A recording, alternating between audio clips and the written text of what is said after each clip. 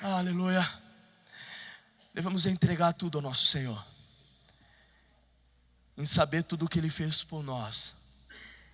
Bendiga a minha alma ao Senhor, e tudo que há em mim, bendiga o teu santo nome.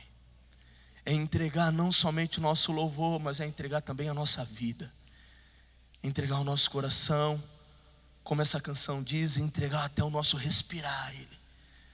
A nossa vida se remete ao Jesus da cruz. A nossa vida se baseia no caminho que Jesus fez por nós. Eu convido você a cantar essa canção. Aleluia.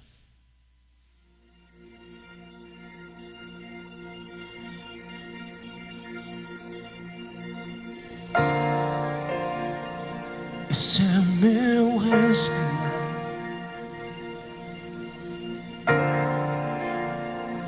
esse é meu respirar. Deus,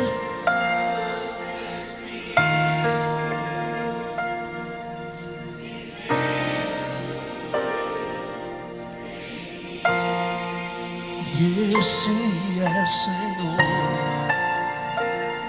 e esse é. Entrega ao Senhor. Esse é, e esse é. Cante com toda a força, declare isso.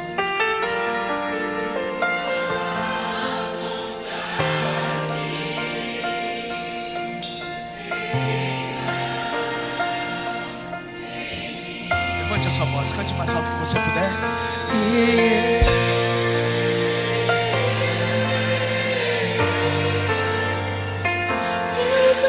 Sou sem ti, nada sou eu.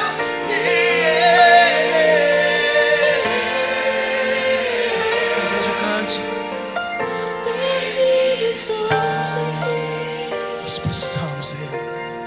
Por isso que eu convido você mais uma vez, cante ao Senhor.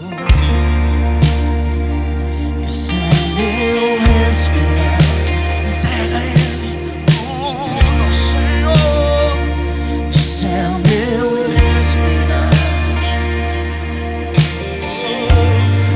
O Santo Espírito está entre nós, vivendo em mim.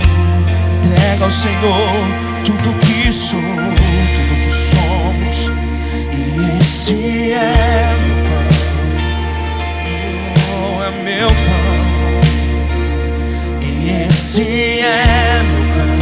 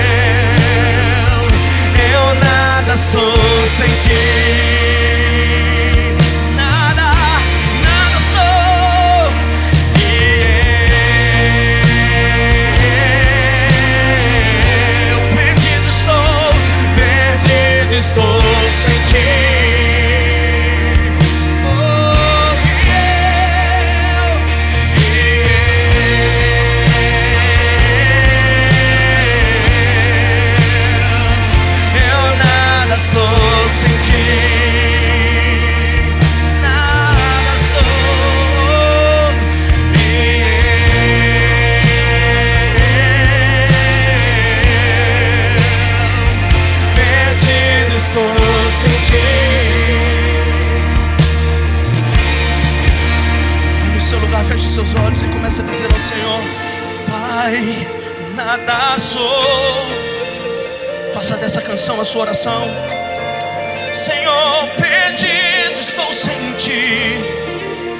Eu quero me encontrar em ti, Senhor. Construir a minha vida em ti. O meu caminho é o Senhor.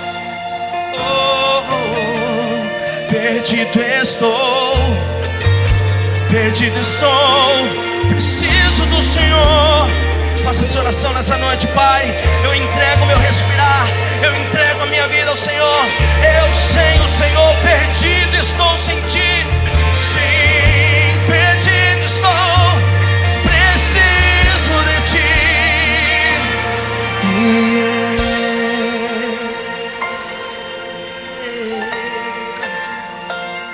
eu nada sou sem ti.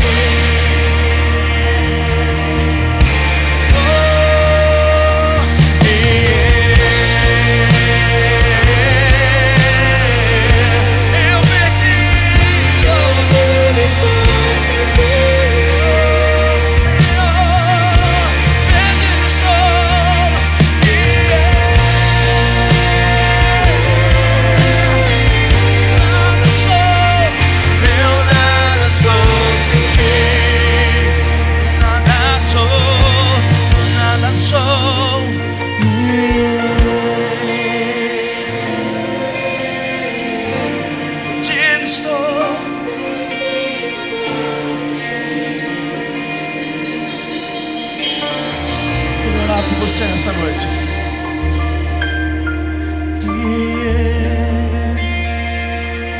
Cante. Nada sou. Nada sou sem ti, Senhor.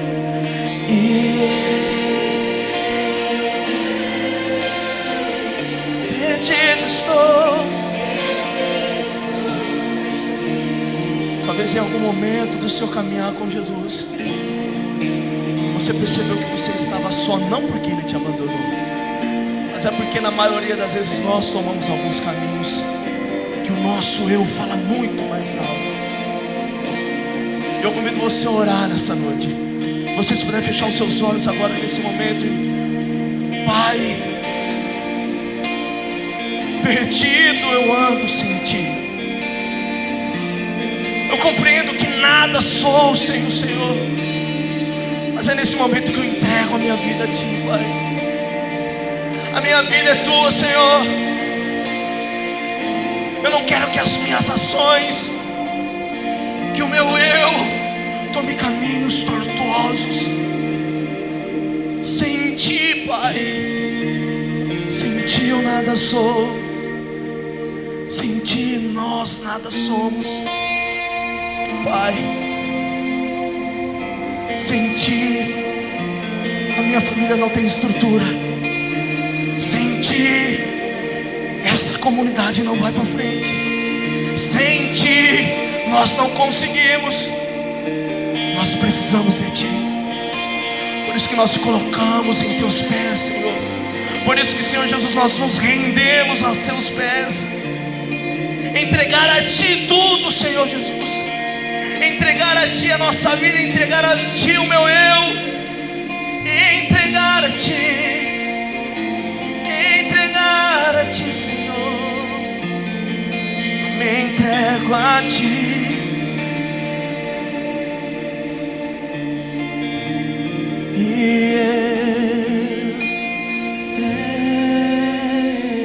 Cante isso, Senhor.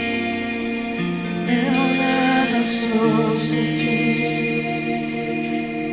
Nada sou sem ti,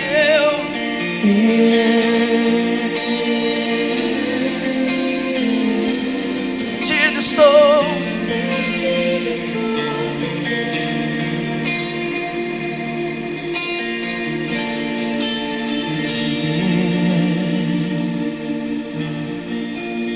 Aos teus pés és tudo que eu preciso pra viver. Eu me lanço aos teus braços, onde encontro meu refúgio. Vamos cantar ao Senhor, eu me rendo.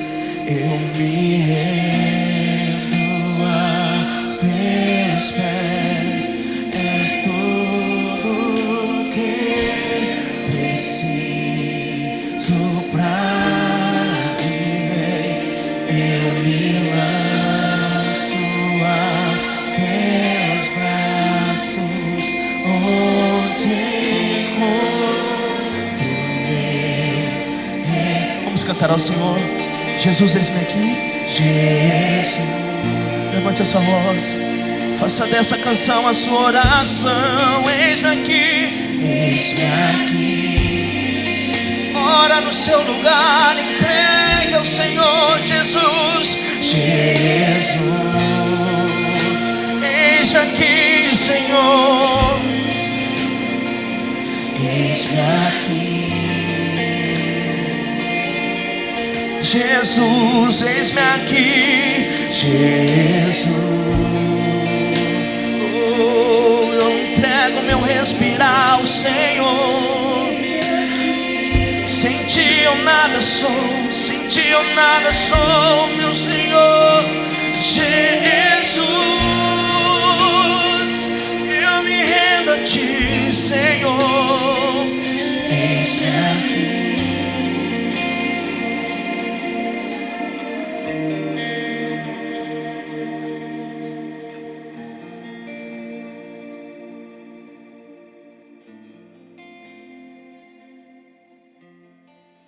Amém. Louvado seja o nome do Senhor. Amém.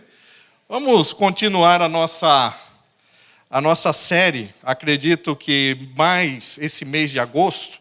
E, aliás, nesse mês de agosto, nós trabalharemos as 3 parábolas, talvez as mais conhecidas, né? A ovelha perdida, a dracma perdida e o filho, ou os filhos perdidos, os filhos pródigos, né? Então, se você quiser, né, nós estaremos orando em todos os cultos, tá certo? Para que você coloque alguém que você conhece, alguém que é precioso para você, que está ou como ovelha, ou como a dracma, ou como um dos filhos perdidos, né, e que precisam retornar para a casa do Pai, tá certo? Então, nós estaremos apresentando essas pessoas para que no último domingo de agosto, onde nós falaremos sobre a parábola do filho pródigo, talvez o Espírito Santo nos conceda essa graça de trazer alguns filhos de volta para a casa do Pai, tá certo? Então, se tem alguém, nos procure para colocar o nome dessa pessoa em oração. Nós vamos estar orando no grupo das mulheres, vamos estar orando no grupo dos homens, para que a gente possa ter essas experiências. Quem não pôde estar ou quem não quis estar aqui na vigília de sexta-feira, foi um momento muito oportuno, um momento onde nós buscamos a presença de Deus, e como o nosso irmão Bruno cantou, é a voz, nós precisamos ouvir a voz daquele que tudo criou. É essa voz que nos acalma, é essa voz que nos tira o medo, é essa voz que aquieta a nossa ansiedade. Não se acostume, né, a alimentar-se de fast foods espirituais. Não perca o seu contato direto com o seu Deus. E Ele não tem uma maneira mais precisa, mais clara de se expressar do que através da sua palavra. E se você tiver dificuldade, antes de começar a ler, fale da sua dificuldade, seja de entendimento, seja de interpretação, seja de compreensão. Porque a Bíblia diz que o Espírito que habita em nós tem essa capacidade de levar até Deus aquilo que nós verdadeiramente precisamos. Não dependa de voz de outras pessoas, não dependa de muitos, como que eu vou usar o termo para não, né, ficar tão forte? Não dependa de muitos aventureiros, ficou light, né, que se encontram na internet, porque você não sabe a vida dessas pessoas, o fruto dessa pessoa. Pastor, o senhor vai proibir de ver a internet? Não estou dizendo isso. Faça como Paulo, ouça, mas tenha filtros. Aprenda a discernir. É o que o texto diz lá em Hebreus, capítulo 4, versículo 12. Não é o texto da parábola, mas eu preciso falar isso para a igreja hoje.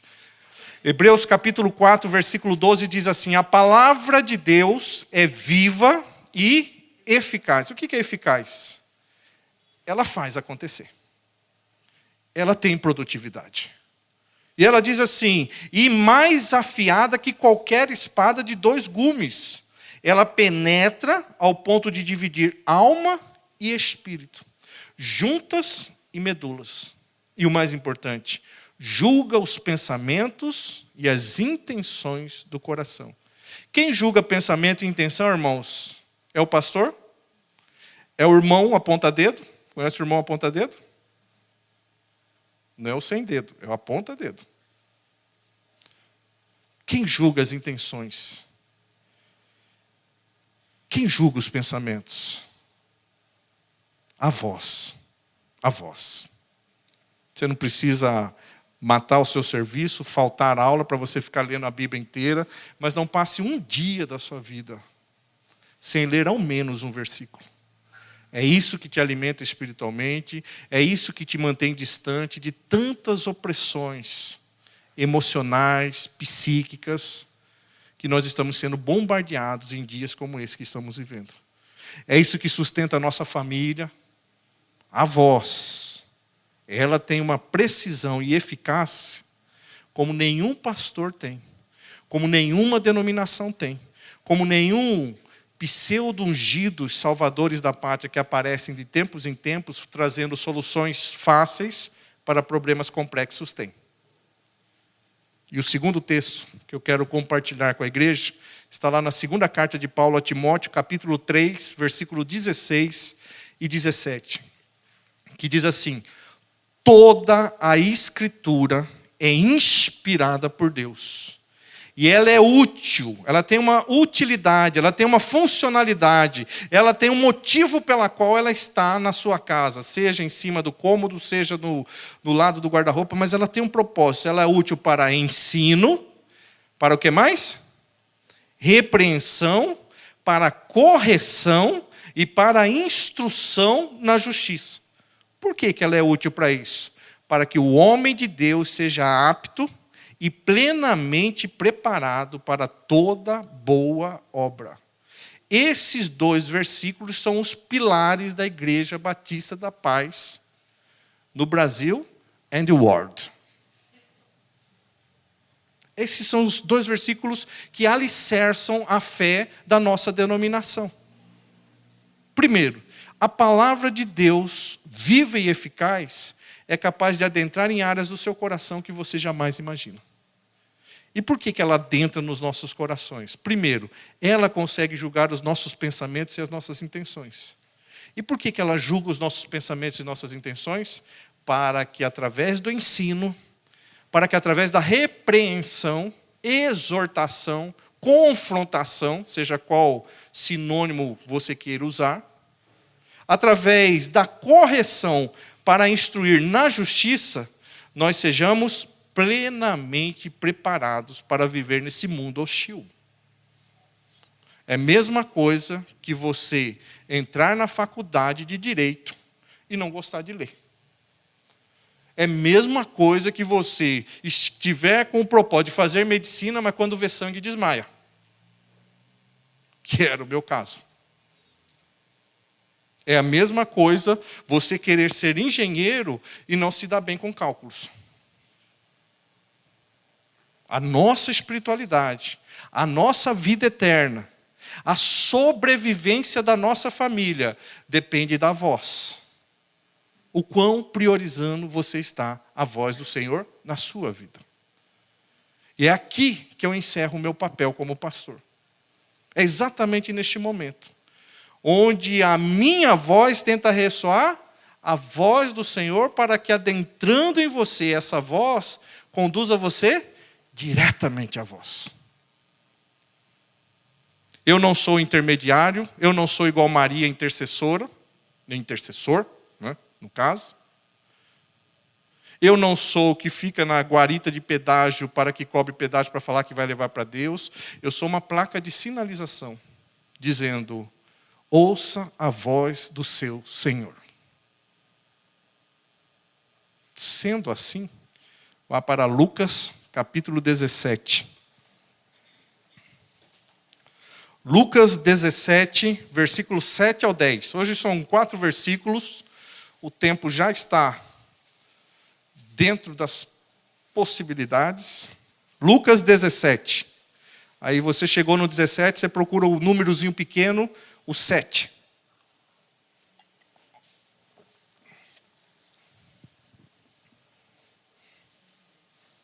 Está gravando ou não está? Lucas 17, 7 a 10.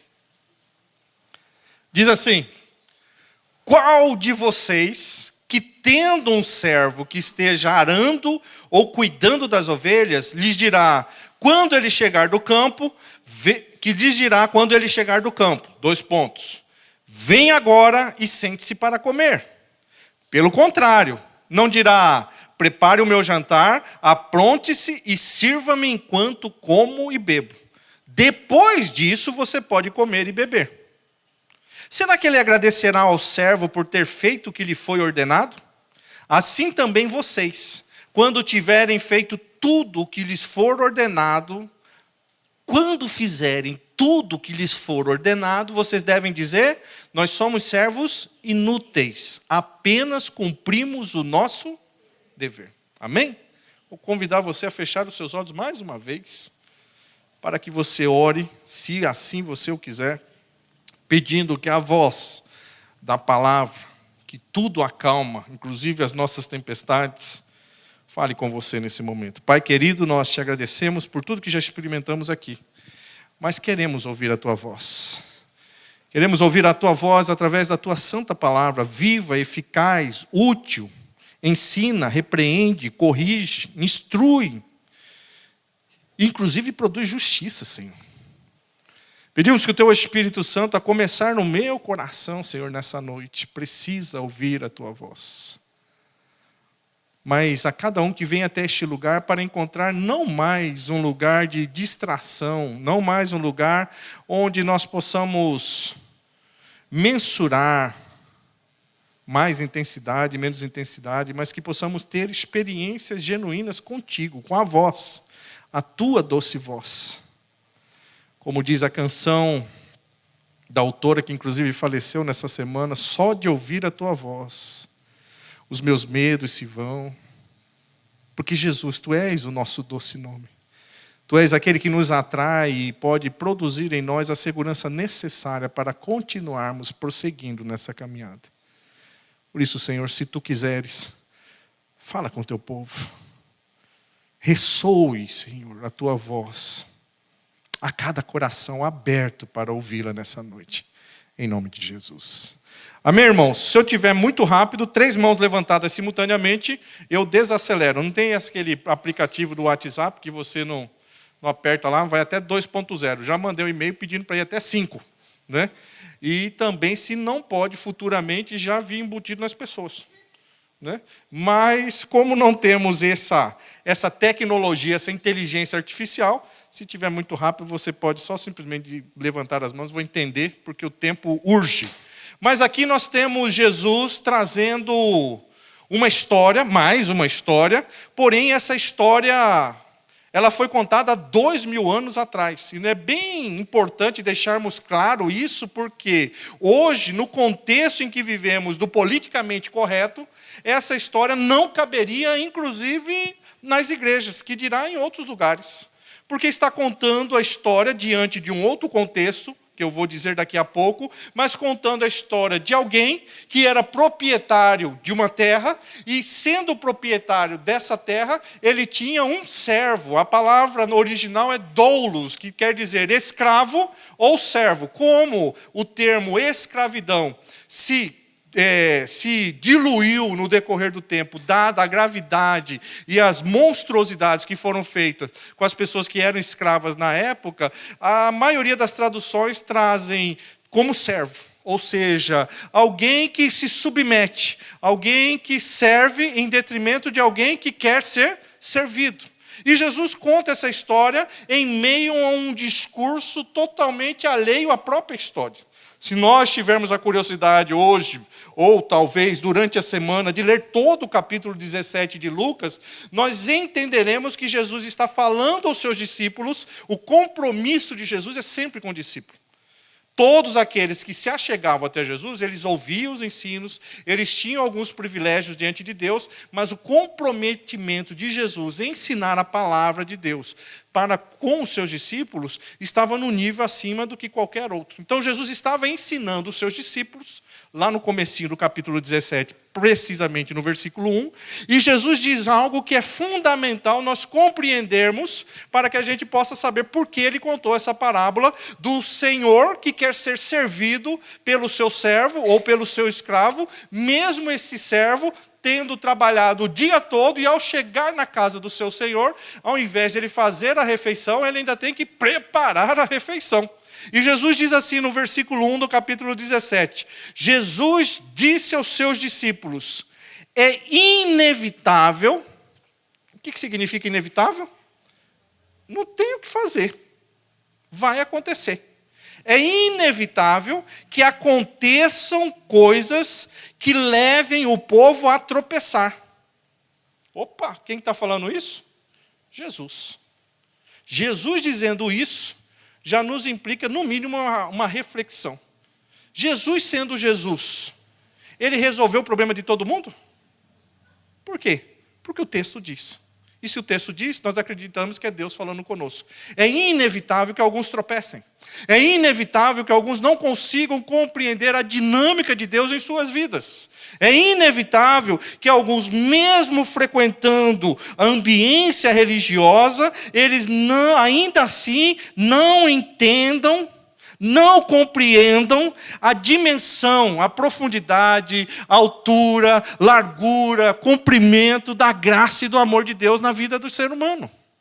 E Jesus continua dizendo assim: a grande questão é, alguns vão tropeçar, mas que não seja pela sua vida, que você não seja o motivo de tropeço na vida dos outros. Porque se for assim, aí Jesus faz uma asseveração muito forte. Aliás, a fala de Jesus é muito contundente, é muito incisiva, é muito direta. Ele diz assim: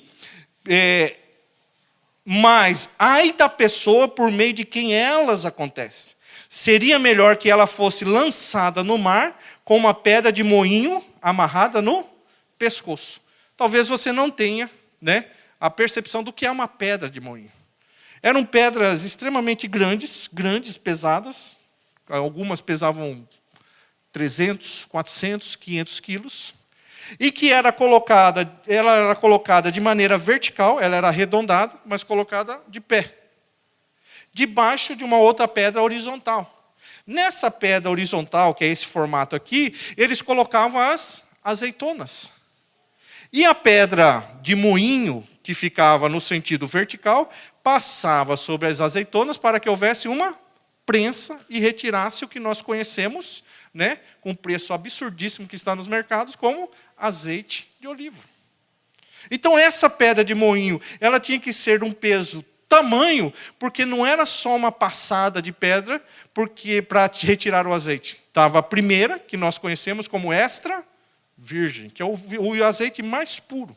Mas eles passavam em média de 3 a 4 vezes essa pedra para que esmagasse a azeitona, a ponto de extrair o máximo de produtividade do óleo.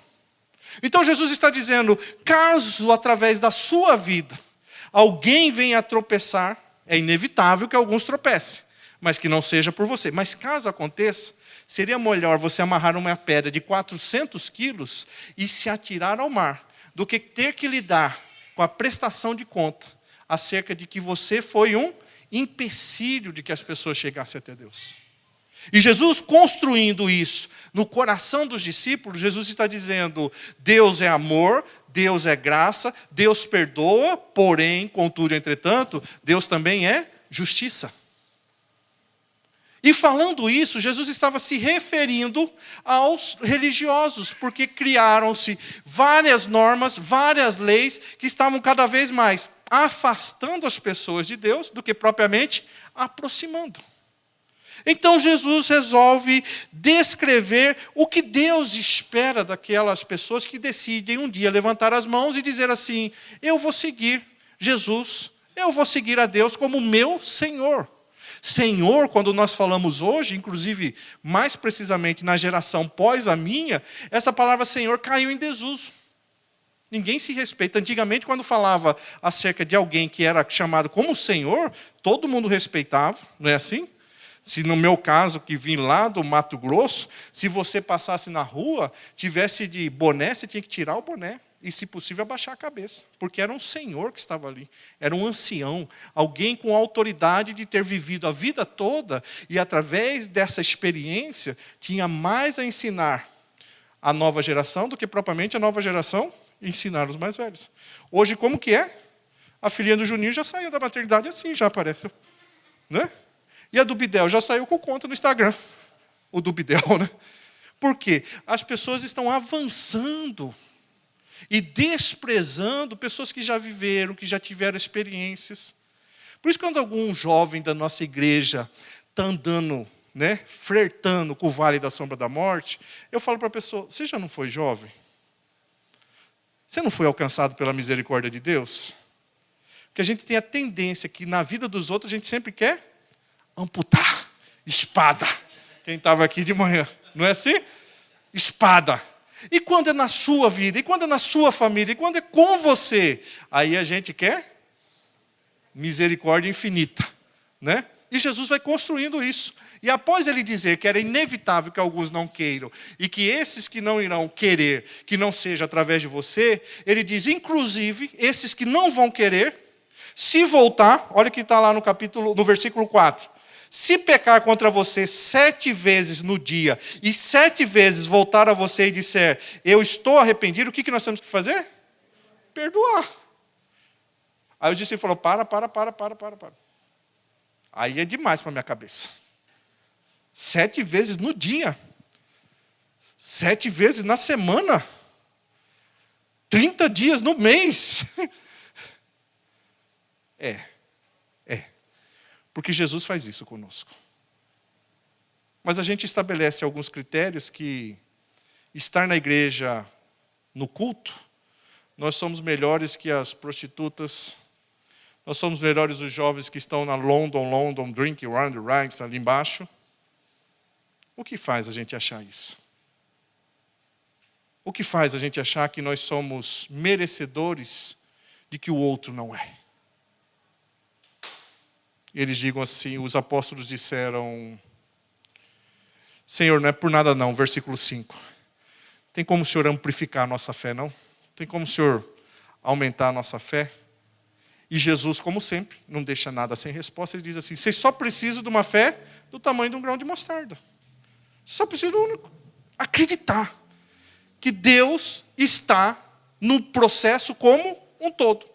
Deus está no processo daqueles que inevitavelmente tiveram que sair. Deus está no processo daqueles que inevitavelmente não conseguem perdoar. Deus está inevitavelmente no processo, inclusive, daqueles que têm uma fé tamanha, que estão acolhendo, curando aqueles que estão chegando machucados. O problema de Deus não é o que Ele faz ou deixa de fazer. O problema de Deus é o quanto nós confiamos que Ele é o Deus soberano, que está sobre tudo, em todo o tempo, Senhor da história de todos. Porque todas as inquietações que nascem dentro do meu coração, assim como nasceu no coração desses discípulos, é fruto de uma única semente. É a semente que nasceu lá no Éden, no paraíso, que era para ser o ambiente perfeito, mas até no paraíso tem serpente. E qual é a raiz, a semente que nasceu lá? A semente da dúvida acerca do caráter de Deus. Você pode duvidar de instituições, você pode duvidar de pessoas, você, aliás, deve duvidar, inclusive, de si mesmo. Faça esse exercício, se você assim o quiser. Olhe no espelho, sem celular, para tirar foto, selfie. Você tem um espelho grandão na sua casa, pare nele e fique 1 minuto em silêncio, olhando para si mesmo. Você vai ouvir tantas vozes, você vai ouvir tantas coisas que guerreiam na sua consciência, que você nem imagina. Daí, uma dica, caso você queira. E os discípulos estavam totalmente incrédulos acerca dessa possibilidade, dizendo, como que eu vou pedir crédito para essa pessoa se 7 vezes essa pessoa me machucou, essa pessoa me desrespeitou, essa pessoa transgrediu alguns conceitos éticos, morais, relacionais, sociais, financeiros, e ainda assim o Senhor quer que perdoe? É assim que eu quero. E aí ele diz, inclusive, se você tiver essa fé do tamanho de um grão de mostarda, você pode dizer para a planta, saia daqui e vá para o mar, e ela vai. Jesus estava falando literalmente. Sai, mangueira, Rio Tietê. É assim. Jesus estava falando confie em Deus além das suas possibilidades sensitivas, perceptivas. Confie em Deus além daquilo que você pode sentir, além daquilo que você pode pensar, além daquilo que você pode fazer. Deus é tão Deus que Ele consegue, inclusive, fazer o impossível na sua vida. E nós, nem o possível estamos dando conta. Aí Ele remete, logo a seguir a essa história, contando essa parábola assim, do nada. Isso é uma coisa que eu quero conversar com Jesus quando chegar lá, né? Jesus, o senhor poderia deixar, né, igual os coaches fazem, né, já apostila, modulado, tudo certinho, né? Não precisa cobrar tanto igual eles cobram usando a Bíblia, mas assim, mais explicadinho. Mas Jesus começa uma conversa sobre grão de mostarda, porque começou na pedra de moinho, porque era para perdoar, e daqui a pouco ele mete, ou coloca, ou insere essa parábola dizendo aquilo que eu decidi chamar que não faz mais que obrigação. Você já ouviu essa frase da sua mãe? Não ouviu? Achei que era só eu, fiquei até mais aliviado, né? Até ligar para ela no final, pedir perdão para ela. Nossa, a gente... Não sei se é o seu caso, teve pai, mãe perfeccionista, né? Faz e parecia que nunca estava bom, né? E aí quando você achava que ia ganhar um bônus, e você ouvia essa voz em alto e bom som, não fez mais que a sua obrigação. E eu ouvi isso no serviço. Né? Você já está com viés de baixa com o seu chefe, né? E de repente você fala assim, hoje eu vou surpreender o chefe porque é mês de dissídio. É por isso que só a palavra vem a intenção do coração, né? E aí, de repente, o cara fala assim, você não fez mais do que a sua obrigação. Em outras palavras, aparentemente é isso que Jesus está dizendo, se nós tão somente passarmos rapidamente acerca dessa história. O homem, o senhor proprietário, não de um grande campo, porque segundo está relatado aqui, ele só tinha um servo, um funcionário, então aparentemente ele seria uma classe média nos tempos de Jesus. Porque só aqueles que eram classe média e classe alta tinham o privilégio de ter um diaristo contínuo na sua propriedade. E tendo ele pergunta a si mesmo dizendo... Como que alguém que após chegar do campo, após estar arando e cuidando das ovelhas, quando chegar, já vai chegando e sentando ao lado do seu senhor e comendo juntamente com o seu senhor na mesma mesa, a mesma comida. Hoje, o politicamente correto, nós diríamos que esse senhor é preconceituoso. Nós poderíamos dizer que esse senhor é racista. Mas nós não estamos tratando questão de cor, nós não estamos tratando questão social. O que Jesus está querendo dizer e ensinar aos seus discípulos é que, de alguma forma, nós precisamos dimensionar a diferença entre Deus e nós na relação. É evidentemente que Deus, sendo Deus, Ele ama todas as pessoas, todos os sexos, todas as raças, todas as classes sociais. Mas o que Jesus está ensinando aos seus discípulos é, não ache que porque você supostamente trabalha na casa do seu Senhor, você vê em todas as programações do seu Senhor, você serve ao seu Senhor, você é igual ao seu Senhor. Em outras palavras, é como se Jesus estivesse dizendo para os seus discípulos, no reino de Deus, Deus é Senhor ou servo na sua vida? Porque existem pessoas que vivem determinando o que Deus tem que fazer para elas. Existem pessoas que, de alguma forma, tentam colocar na cabeça de Deus aquilo que Deus, já sabendo que não é bom, vive insistentemente chamando de oração, o que é teimosia. Por isso nós precisamos ouvir a voz do nosso Senhor. Por isso muitas tempestades não se acalmam em nossos corações, em nossa mente, em nossos relacionamentos, porque nós queremos que a nossa voz prevaleça. Nós queremos que o nosso jeito prevaleça, que o nosso desejo satisfaça. E quando Jesus traz essa ilustração, essa metáfora, mas a saber, a parábola, ele está dizendo que servo que quando chega do seu trabalho, ele vai dizer ou vai esperar que o seu senhor diga, sente-se do meu lado para comer. E diz mais ainda no versículo 8, pelo contrário. Ainda vai dizer ainda mais, por que você não preparou o jantar? O cara arou a terra o dia inteiro, cuidou das ovelhas o dia inteiro, E a hora que ele vai sentar no sofá para esperar o Senhor convidar, ele fala, peraí, e a janta aí? Não tem janta hoje não? Mas o servo sabia o seu papel de servo. O que para nós não é comum nos dias de hoje, mas nos tempos de Jesus, as pessoas tinham 5 maneiras de se tornarem escravas. A primeira delas é quando nascia de pais escravos.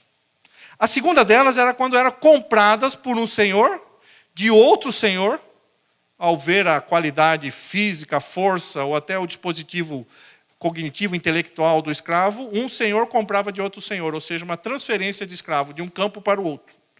A terceira é quando a pessoa, mesmo sendo livre, adquiria dívidas, e não pagando a sua dívida, para não ser executada, ela vendia a si mesma, se entregava como escravo em favor da quitação da dívida.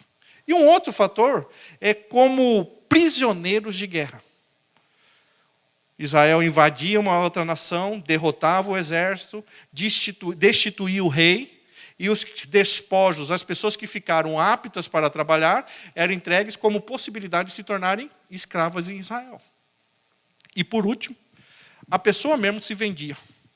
É uma autovenda. O que é uma autovenda? Você acha que você não consegue tocar a sua vida livremente, com responsabilidade para sustentar a sua própria vida, então você entrega-se se oferta como um escravo para um campo. Nós não sabemos o detalhe. Nós não sabemos em que condições esse servo foi parar na casa desse senhor. O que nós sabemos é que o servo sabia a sua condição de servo, porque não fosse esse serviço na casa do seu senhor, nem vivo ele estaria. Não fosse a disposição dele de oferecer a sua mão de obra, arando terra, cuidando de ovelhas, inclusive fazendo jantar. Aliás, diga-se de passagem, é um homem prendado aqui, né? Poderia ensinar muitos homens da nossa igreja. O cara é trabalhador, né? O cara faz um jantar, né? Até aí o Wander vai, né? E ainda serve. Nossa, praticamente um príncipe da Inglaterra. Mas a grande questão é, ele só fazia o que fazia porque ele sabia que se não fosse na casa do seu senhor, ele já estaria morto. Ele já nem teria vida. E o que Jesus está trazendo no inconsciente dos seus discípulos é: qual é o seu papel na sua relação com Deus? Você se submete a Deus ou Deus tem que se submeter a você? Você faz o que Deus te pede e você obedece porque Ele é o seu Deus? Ou você quer que Deus te obedece porque os seus desejos, os seus caprichos, as suas vontades, a saber, para resumir, o seu eu tem que prevalecer?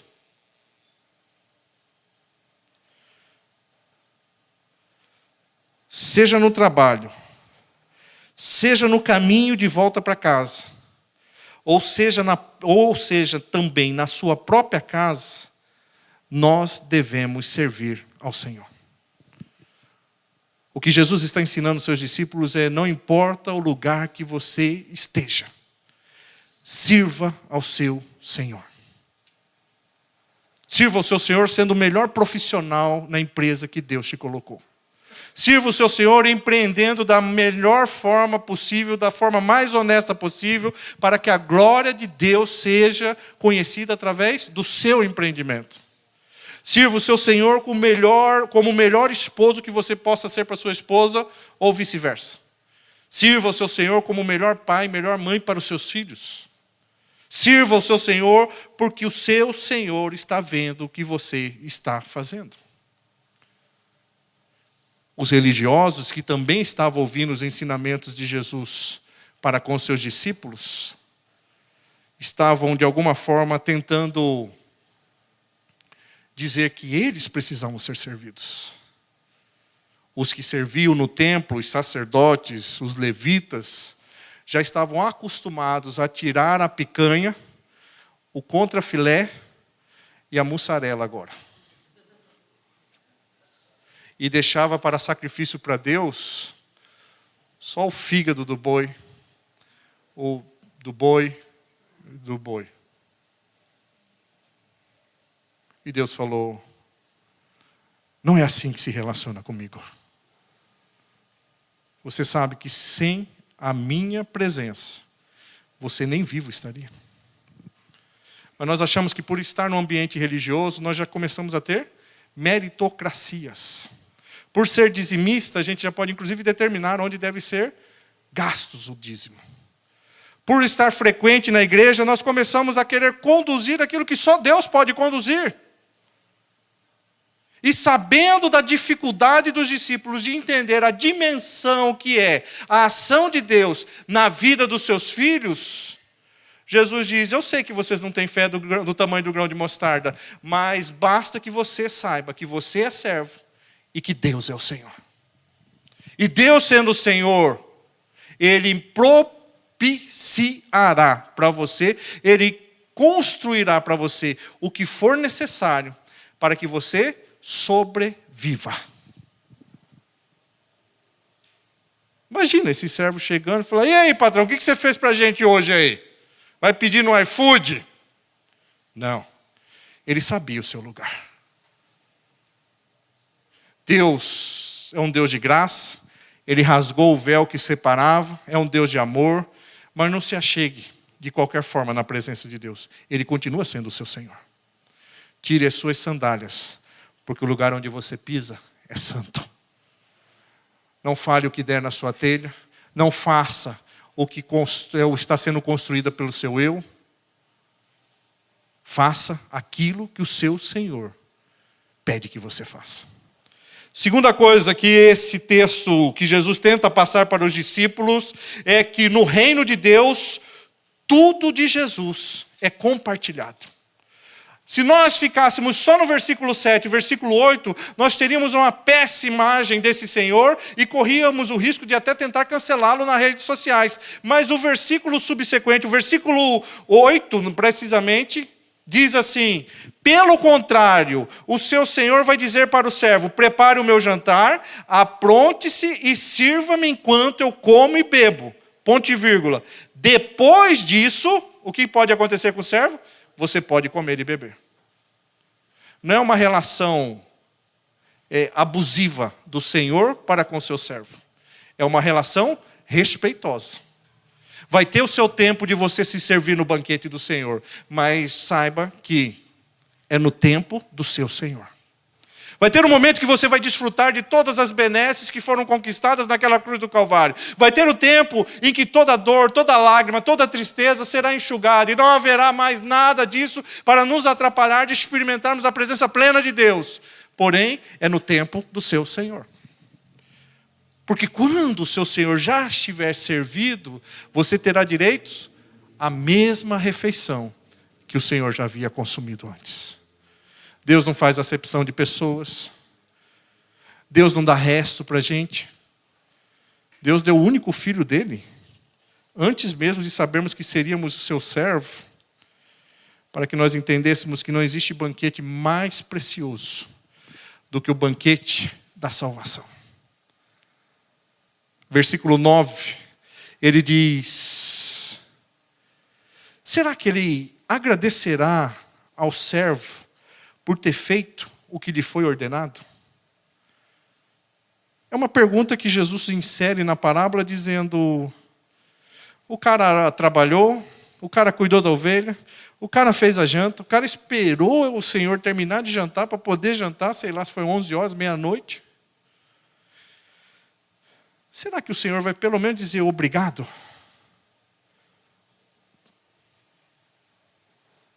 Porque nós, muitas vezes, fazemos algo para o nosso Senhor esperando algo em troca. Nós ainda estamos encucados nessa relação de barganha com Deus, de meritocracia. Olha, eu vim na vigília, olha, foi difícil chegar à meia-noite, mas eu creio que Deus vai me abençoar essa semana. É por você ter vindo na vigília que Deus te abençoa? Ou é porque você quer buscar mais de Deus? Ele abençoando ou não, Ele continua sendo seu Deus. Tem gente que faz as coisas para ser reconhecido. Como diz Gary Chapman, né, na linguagem do amor. Uma das linguagens de amor do ser humano é a linguagem da aceitação. A gente precisa ficar ouvindo elogios. A gente precisa ficar ouvindo palavras de incentivo para a gente se sentir valorizado. O que Jesus diz é que esse servo, sabendo da sua condição de servo e conhecendo o caráter do seu Senhor, não ficou arrodeando a mesa dizendo: e aí, não vai agradecer? E aí, não vai dar um like? E aí, não vai dizer assim: nossa, uau, né? Nossa, que comida legal. Não. Aquele servo fez porque a alegria dele era a satisfação do seu Senhor. Aquele servo fez porque, lembrando-se todas as vezes, seja tomado como escravo, como guerra, seja vendido por dívida, ou seja comprado de um campo para o outro, ele estava na casa do seu Senhor, comendo as mesmas refeições do seu Senhor, sabendo que ali na casa do seu Senhor havia preservação de vida. No reino de Deus, servir é privilégio. Nunca espere recompensa. Eu vou lá se todo mundo elogiar. Eu vou fazer se o pastor estiver vendo. Não. Estou enxergando nem mais o texto aqui com esse multifocal que dirá o que você está fazendo. Mas se você estiver fazendo para o seu Senhor, fique tranquilo. Fique tranquilo. Porque na maioria das vezes nós fazemos para os homens. E por último, no reino de Deus, fazer o certo é obrigação. Versículo 10 diz assim: assim também vocês, quando tiverem feito tudo o que lhes foi ordenado, vocês devem dizer: nós somos servos e inúteis. Essa tradução aqui ficou forte no meu entendimento. E eu andei buscando os originais. Algumas traduções, querendo amenizar a dura parábola de Jesus, diz improdutivos, para não dizer inútil. Mas o fato é que após cumprirmos o nosso dever diante de Deus, nós não fazemos mais do que nossa obrigação. Nós estamos vivendo dias onde está dicotomizando, essa palavra é difícil, mas nós estamos polarizando, nós estamos dividindo. Existe o crente e existe o crente que mente. Existe o crente santidade, existe o crente balada. Não, ou é crente ou não é crente. Existe o crente que fala a verdade e existe o crente... Não, gente. Fazer o que é certo é mais do que a nossa obrigação. Ou alguém precisa buscar o Espírito Santo para pagar as contas? Não. E se não consegue pagar, o que você tem que fazer? Não faça mais. Ou a gente precisa de alguma forma dizer: não, eu vou numa vigília porque afinal de contas, essa semana eu preciso ser honesto. Tanto que a gente vê, quando a gente via, agora não vê tanto, mas a gente via nos noticiários, né? Influenciados tanto tempo por aquele canal, dizendo extra, achado uma carteira no banco traseiro do taxista e ele devolveu. Aí virava notícia de Jornal Nacional. Tem crente falando que achado não é roubado. A Bíblia diz que achado não é seu. É simples. O que a gente tem que fazer, a gente faz pelo nosso Senhor. Porque senão, não vale a pena estar na casa do nosso Senhor. Porque senão, nós podemos de alguma forma envergonhar o nosso Senhor. A pessoa, aqueles que passavam pelo campo daquele senhor, olhando aquele servo, dizendo: baita funcionário preguiçoso, hein? Vive arrumando atestado médico para não ir trabalhar, hein? Tem crente. Nós devemos ser os trabalhadores mais assíduos. Nós devemos ser os trabalhadores mais produtivos. Nós devemos fazer tudo com excelência, porque não fazemos para benefício próprio, fazemos para a glória de Deus. E isso não é mérito nenhum. Não aumenta a pedrinha preciosa na coroa do galardão, não dá um bônus de bênção, de prosperidade na sua vida. Você não faz mais do que a sua obrigação. E qual é a nossa obrigação? Engrandecer o nosso Senhor. Alegrar o coração do pai, dizendo, pai, está aqui, ó. A gente ouve um testemunho do Moisés, dá até um up na gente, né?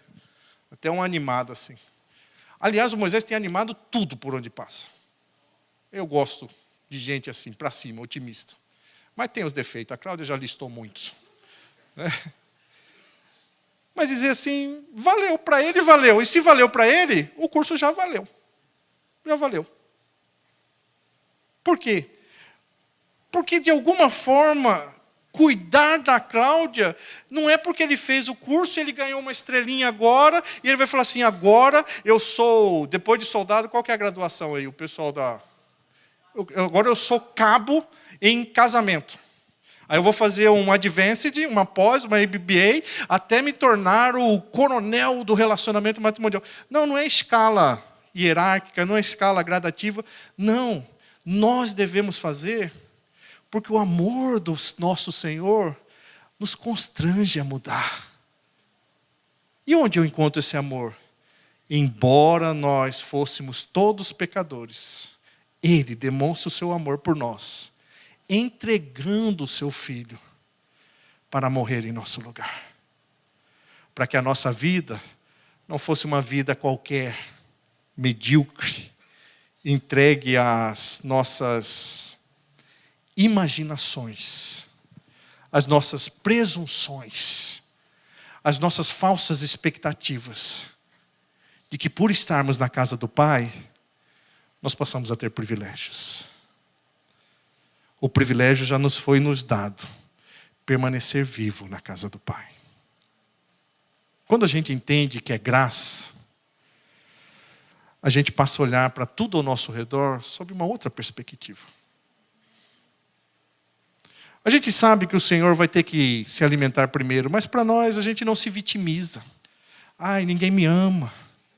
Ai, ninguém se importa comigo. Ele sabe o seu lugar. E que no tempo oportuno o seu Senhor o chamará e dirá, pode agora fazer a sua refeição. Quando a gente entende essa dimensão do amor de Deus, a gente inclusive passa a compartilhar tudo que a gente tem. A gente deixa de ser mesquinho, a gente deixa de ser egoísta, a gente deixa de ser aquela pessoa ranhenta que acha que nada está bom. Não, a gente vive a vida leve. Porque a gente vê que tudo é privilégios feito na cruz, não pelo que eu faço ou deixo de fazer. Muitas pessoas são acometidas por uma culpa tremenda no ambiente religioso, de acharem que não são dignas, e não somos mesmo, mas só somos o que somos pela graça do nosso Senhor. Você só está na casa do Pai, não é porque somos bonzinhos, não é porque trazemos a nossa oferta para a casa do Senhor, não é porque fazemos algo para o Senhor, é porque Ele nos comprou com alto preço. E nos comprando com alto preço, eu não posso desperdiçar nem um minuto sequer da minha vida. Eu não posso perder tempo com coisas que são inevitáveis. E Jesus, após essa parábola, e agora finish him, após essa parábola, Jesus conta uma história de 10 leprosos que o procuraram. Jesus estava indo em direção a Jerusalém, na fronteira entre a região da Galileia e Samaria, que ficava no meio para a ida para Jerusalém. E ele diz, 10 leprosos procuraram Jesus. E Jesus curou os 10.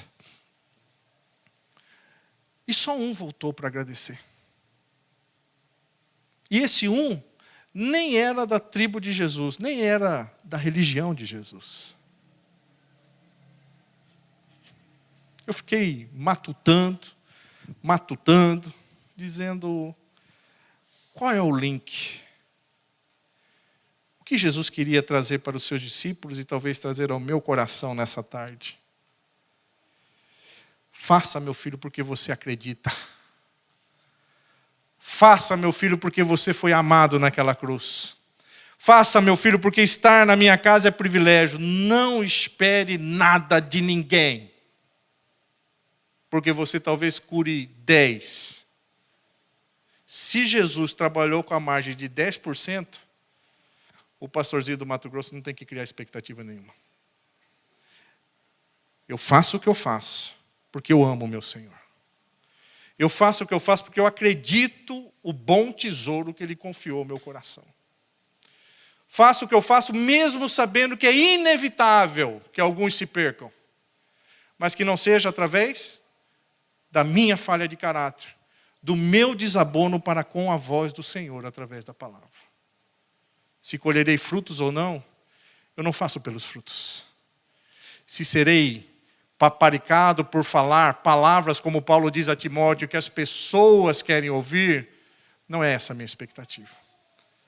Eu falo porque eu acredito nesse Jesus, que quando diz que se tivéssemos uma fé do tamanho do grão de mostarda, até o impossível, Ele é capaz de fazer nas nossas vidas. E Ele fez na minha vida. O improvável consegue amar tanto o seu Senhor, a ponto de dizer, eu sou só um servo.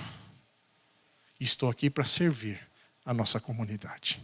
Amém? Feche seus olhos, vamos falar com Deus.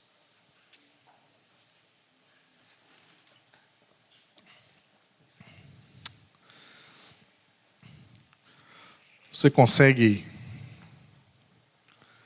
trazer ao seu coração o que o Espírito Santo falou com você nessa noite?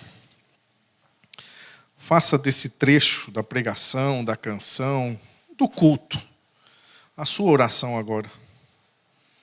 Não vou fazer apelo, já vou encaminhar para o final. Mas uma pergunta nós precisamos sair daqui, ao menos com ela, nem que seja para depois responder. Jesus é o nosso Senhor, é o Senhor da nossa história, do nosso coração, da nossa vontade, da nossa vida, ou Ele é nosso servo? Quem é Jesus para você? Seja arando o campo, seja cuidando de ovelhas, ou seja preparando uma refeição na sua casa, quem é Jesus para você? Talvez você só serve Jesus porque você tem interesses que Ele te satisfaça. Jesus quer te levar um pouco mais além, um relacionamento mais profundo com Ele. Talvez você estabelece essa relação de troca. Ora mais, jejua mais, paga mais o preço, sacrifica mais campanhas, mais promessas, para que Deus, na verdade, te dê mais. Então o problema não é a relação, é o mais que você quer extrair de Deus. Mas se de alguma forma Jesus é o seu Senhor, fique tranquilo. Fique tranquilo. Você ceará do mesmo banquete que Ele ceiou. Você desfrutará dos mesmos privilégios dele como filho que o seu pai tem para contigo. E por último, Deus espera que você faça o que é certo. Ainda que isso lhe custe amizades, ainda que isso lhe custe benefícios, sempre escolha pelo certo. Não ceda. Não ceda. Integridade não é opcional, é um imperativo de Deus na nossa vida. Se para você se dar bem na vida passa pela desonestidade, abra mão de se dar bem na vida. Se para você restaurar o relacionamento é preciso uma mentira, termine o relacionamento, mas não minta. Se for preciso perdoar 7 vezes no dia, perdoe. Mas não faça do seu jeito. Eu sei que esse caminho é um caminho mais estreito, como a porta. Inclusive é um caminho para poucos. E como eu disse no início do culto, só a palavra de Deus pode julgar os seus pensamentos e as intenções do seu coração.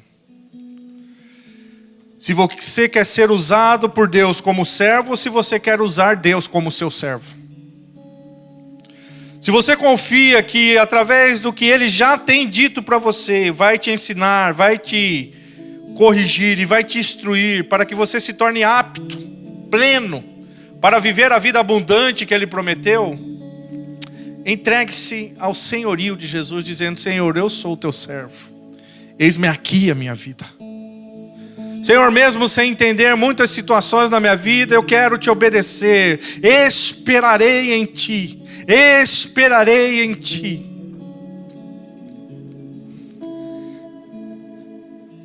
Ainda que todos olhem para mim e digam: você é um servo inútil,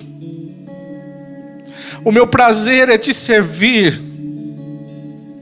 O meu prazer é estar nos teus atos. O meu prazer é dizer: tu és o Senhor da minha vida. Eu era escravo do pecado, eu era escravo da minha ganância, mas eu fui comprado para continuar sendo escravo, mas de um Senhor bom e amoroso que diz: tu és meu filho, eu tenho prazer na sua vida.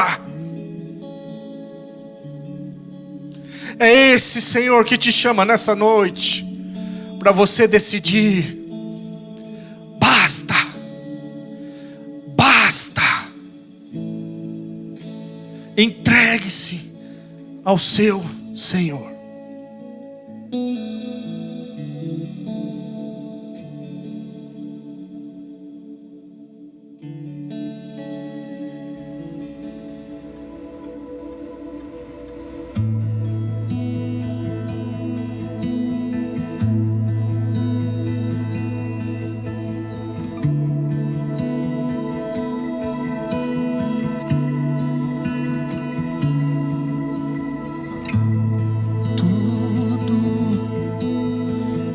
Está preparado aqui a casa e o meu coração também.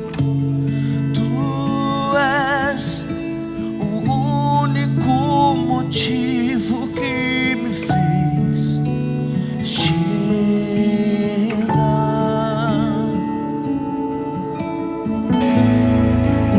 Os filhos já estão chegando aqui. Agora somos 2, 3 ou mais. Encontre meu coração disposto a queimar por ti. Todos os versos e canções que eu consegui cantar, todas as vezes quebrantado, só quero te falar: teu é o reino. Vamos colocar de pé, vamos cantar a Deus essa canção. Teu é, e teu é o domínio e o poder. Amém, amém. Teu é o reino e a glória pra sempre. Teu é o domínio e o poder. Amém, amém.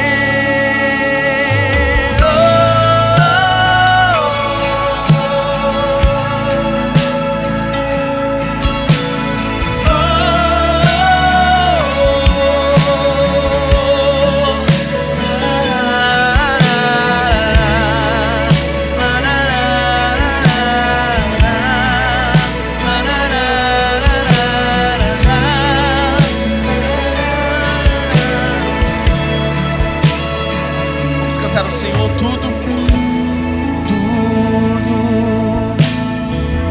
está preparado aqui. A casa e o meu coração também. Tu és o único motivo que me fez chegar. Os filhos, nós já estamos aqui. Os filhos já estão chegando. E agora? Agora somos dois ou três ou mais. Encontre meu coração disposto a queimar por ti.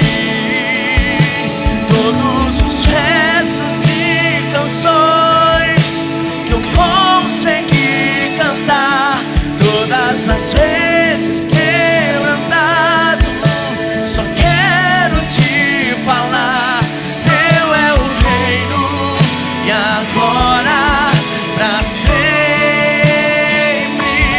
Teu é o domínio e o poder. Amém, amém. Teu é o reino e a glória pra sempre. Teu é o domínio e o poder. Amém, amém. Só tu és santo. Cantamos ao Senhor, declara Ele: só tu és santo, só tu és santo.